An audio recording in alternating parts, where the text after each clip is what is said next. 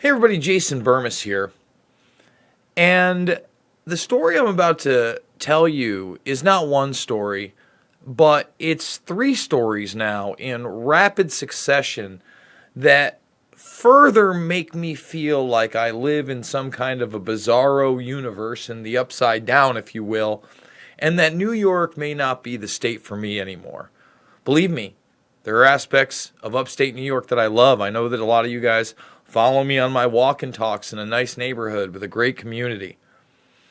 But the three stories that I'm about to tell you, due to this new bail reform law, are absolutely unbelievable. And we're going to, the headline is crazy. I'm reading into the comments because we do it live here, guys. The story I'm going to start with is the one that I was discussing with Dylan Avery in our AMA this week. Now, in case you want surreal, the man behind me is on video robbing a bank. Now, I'm not sure whether he handed a note, whether he had a fake gun, whatever. The moment you go into a bank and put the lives of other people at risk, tellers making $15 an hour, other people just sitting there waiting, anything can happen in a bank robbery, period. When you forcibly take money in a situation, armed or not, that's a serious felony in my opinion. Now, not only do we have him on video committing the crime, but then there's a getaway driver. He was caught. He and the driver were released on their own recognizance, $0. That's the new bail reform. Bank robbers are leaving with $0. Now, this is in Colony, New York. Okay, Colony's a nice suburb of Albany. In fact, I enjoy going there. Okay, it's about 80, 90 miles away. You know, it takes me a little bit to get there. I don't go often, maybe once or twice a year. But it's scary now. We've invited people to have a go at our banks. And then if they want, they can just jump bail because they didn't pay anything. This one hits a little even closer to home.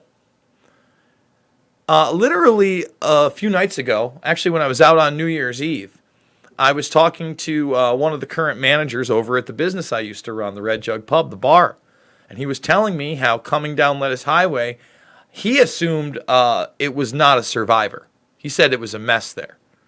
But we have a woman, April Johnson, on New Year's, and it was early, I believe, like before 8 p.m. There you go. She was like crossing or somewhere else. This person didn't even have a license.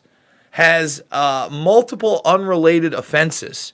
And believe me, this David Schaefer, it's being talked about in the community. They can't believe it. He almost killed this girl. She's still in critical condition. Didn't even have a license. Almost killed her. They let him go with a ticket. Again, on his own recognizance. Are you starting to get the picture? This is insanity. But wait, let's get to where it gets even crazier. This guy, right here, when they say accused of a woman's death, okay, in July this happened, he apparently stabbed this woman to death. This is somebody who potentially committed a violent crime against a 29-year-old. And when they were investigating it, they weren't sure whether to upgrade it to murder. Murder would have kept him in jail. They let this man go. They're going to let this man go with no money. How there's not a national outcry about this story in Albany is beyond me. Now, this is Spectrum News. Basically, everything is so corporatized now. Spectrum has taken over local news and is one of the few ones reporting on this. But we're gonna play this clip. Well, new bail reform laws are now in effect, and that means a number of cases are already being reviewed, and some defendants could be released under the new legislation. Included on that list, a man accused of killing a woman back in July. Jacqueline Kangro joining us now with more details on this case and reaction, Jacqueline, from county leaders. Let's just stop right now.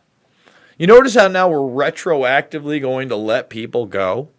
with this bail reform law on top of, again, giving a green light. I mean, let's say I want to rob a bank, but I live in Ohio, or I live in Connecticut, or I live in New Hampshire.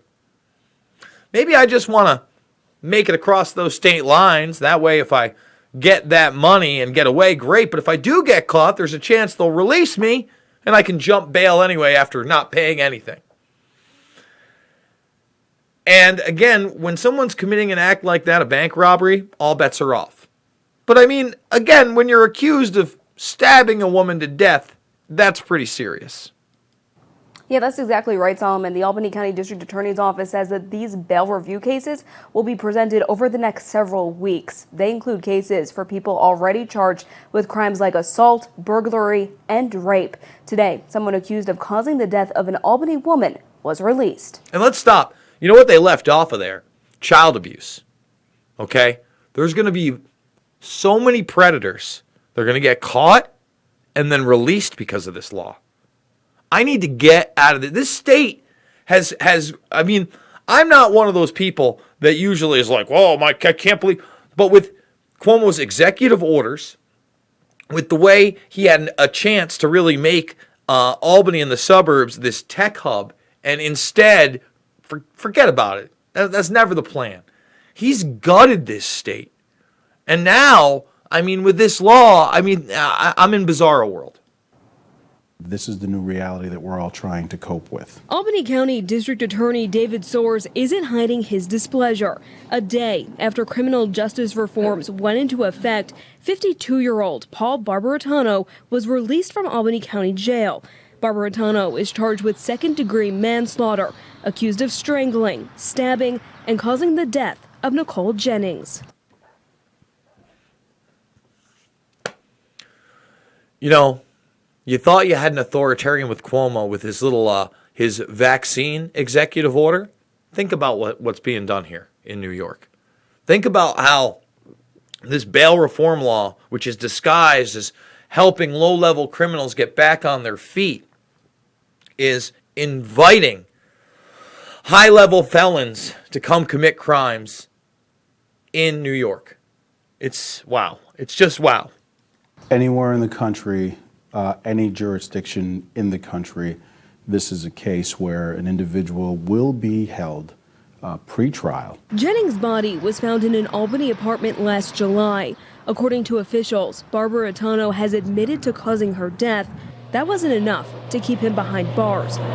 And Soares says this is an example of what is wrong with the new criminal justice reforms. You're saying that, manslaughter, people who are charged with manslaughter should be released back into the community pending trial. Did you really mean that? Barbaratano. Thank you! Thank you! And before I posted this case, when I posted the bank robbery a couple days ago, Mick West, who's one of these debunkers, really started coming at me and really trying to go at it. I would be happy to debate Mick West on this law. I mean, I don't think that he could defend this case. I didn't see him chirping away on Twitter. If anyone wants to hit Mick West with this video, please do so. But this is insane. Insane. His attorney declined comment on Thursday. By the way, I see in the chat room, Six String Ronan, New York City is not America. I'm not near New York City. This ain't near New York City. Okay? Albany's 120 plus miles away, bruh. Okay? I'm a country boy. Watch my walk and talks. That's not what this is about. This is the whole state. That's what I'm saying. This is scary. All right? Go down to New York City. It's a police state. It's a dumpster fire in some places. I can't stand it. I can visit it. All right? But this is insane. Now, Soares is asking lawmakers to look more closely at the reforms they passed last year. What we're hoping is that our legislature will return to session and begin correcting these incredible flaws. I won't bet on it. I'm not going to bet on it. And folks, I mean, how it's not making national headlines, we now have a man accused basically of murder, but since they're charging him with manslaughter, out on his own recognizance. We have a bank robber in Colony out on his own recognizance.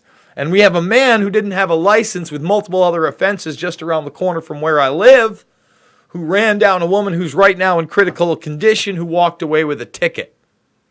And they can't do anything about it. You know, some of the people I knew in law enforcement, they warned me about this, and I just can't believe how bad it is right now. So if you agree with me, guys, thumbs this video up, subscribe to the channel, share this information with others, post it on social media. But really, you know, you could always just start. You see how I even have it started right there? Come back. I'm doing 3 to 7 videos a day on subjects that matter. If you want to financially support me, I got to GoFundMe. That's how we do it. No Patreon, no Subscribe Star, just you guys, a real, true, unbiased opinion that goes beyond the left-right false paradigm. I'm about people. I'm about relationships. I'm about the truth. And folks, I'm a documentary filmmaker. If you want to check out my documentary films, all of them are free right here in the playlist section. So you can see, you think those stories were unbelievable? Go check out the films. You'll see a lot of unbelievable small little news clips and putting them together that you won't believe. Again, all free. Loose Change, Final Cut, Fabled Enemies, Invisible Empire, A New World Order Defined, and Shade the Motion Picture right here. And remember, we're now less than 3 weeks away, less than 2.5 weeks away from what could be a tragedy if the UFC is allowed to make this fight happen. And you guys know why. Because the thread I'm sending out in the live chat that I want you to retweet right now is real simple, guys. It proves beyond any reasonable doubt, there is a plethora of evidence that Conor McGregor is a brutal, violent rapist. And there is a ton of information out there about it being suppressed. But go check it out yourself. Remember, this isn't just my video. This is a very long and involved thread of mainstream media articles that you won't see in the United States. So, you know, if you care about justice the way I do, get this information out to people. I love you for it. I don't know about New York. So tell me what you think I should do about New York in the comment section. I mean, is there anywhere safe to go, or is it all going to get as bad as right here? I couldn't tell you. I love you guys. I'll see you on the flip side.